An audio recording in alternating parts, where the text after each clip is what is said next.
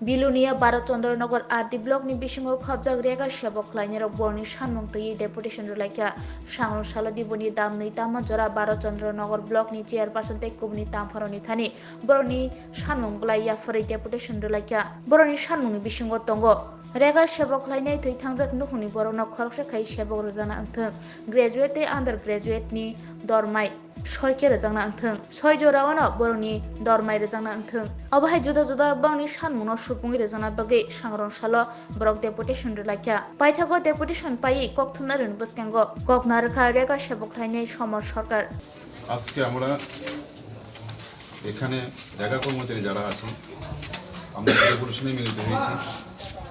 Deputation দিয়েছি আমার chairperson ম্যাডামের কাছে আর এডিশনাল বিডিও স্যারের কাছে।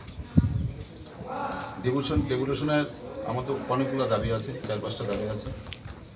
প্রথম দাবি হলো আমরা প্রায় 17 বছর অতিক্রান্ত, আমরা এখনও কন্ট্রাকচুয়াল স্টাফ। আমাদের মেন দাবি থাকবে যাতে আমাদের নিয়মিতকরণ করা হয়। তারপরে আছে যেমন ডাইন হার্নেস কেজ, আমাদের সর্ববেতনের চাকরি সবাই 14,000, 15,000, 16,000 এই ধরনের বেতন, কিন্তু এর মধ্যে দেখা গেছে আমাদের ত্রিপুরা রাজ্যে 4 থেকে 5 জন জিআরএস মারা গেছেন, জিআরএস ভাইরা মারা গেছেন। বিহার মধ্যে বিলুনিয়ার একজন আছেন সুকান্ত নগরে। কিন্তু দেখা গেল যে আমাদের ডাইন হার্নেসে কোনো কিছু নেই, আমাদের যে পরবর্তী জেনারেশনের চাকরি পাওয়ায় কোনো কিছু নেই। যাতে আমরা এই দাবিটা রাখবো যাতে ডাইন হার্নেস কেজে আমাদের পরিবারের কাউকে চাকরিতে নিয়োগ করা হয়। এছাড়া আরও আছে যেমন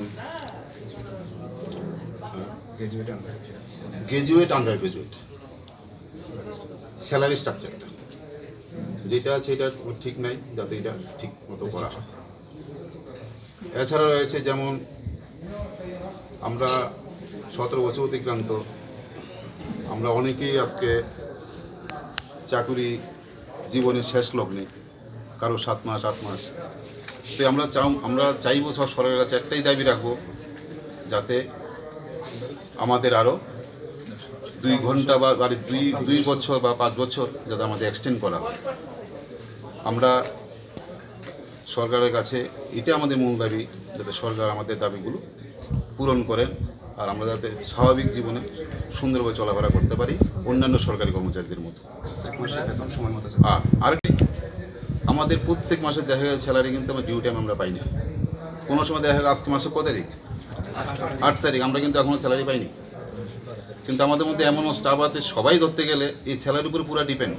আজকে একজনের কোথায় সেখানে ছেলে পড়ে বাইরে, কিন্তু টাকা বাড়াতে পারছে না। যে যার ধরুন যাতে আমাদের বেতন যাতে সময় মতো আমরা পাই, এই দাবিটা আমি রাখবো রাজ্য সরকারের কাছে, যাতে আমাদের দাবিগুলো পূরণে ওনারা যাতে একটু পদক্ষেপ নেন। এই কথা বলে আমি শেষ করব।